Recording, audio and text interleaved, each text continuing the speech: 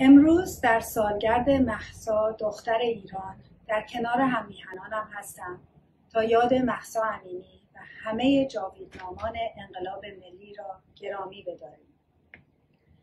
سالگرد مهسا امینی سالگرد تمام جوانانی است که در راه رهایی ایران یا جان باختند یا زخمی شدند یا زندانی هستند.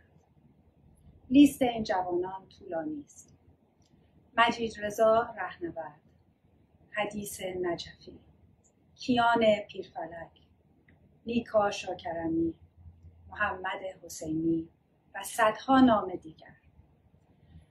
در مقابل شجاعت جوانان کف خیابان‌های ایران باید سر فرو آورد.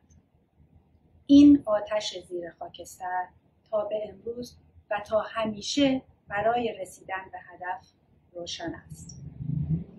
هدف گذر از جمهوری اسلامی و براندازی رژیم اهریمنی است. طبق معمول با سیاست سرکوب، گروگانگیری، کشتار و شکنجه، فشار روحی بر خانواده‌های زندانیان، فشار اقتصادی عمومی، رژیم توانست 1 سال دیگر را به سر گذراند. اما شجاعت مردم روز به روز بیشتر شده است.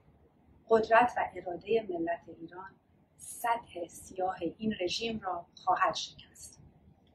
من میخواهم به دنیا و جمهوری اسلامی بگویم که این انقلاب ملی ادامه دارد و ما ادامه داریم و تا ایرانمان را از جمهوری اسلامی رها نکنیم آرام نخواهیم نشست.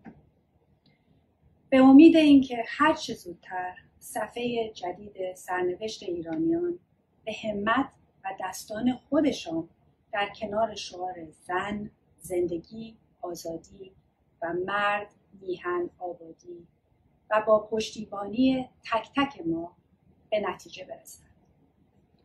با آرزوی ایرانی پیروز، پاینده و پایدار.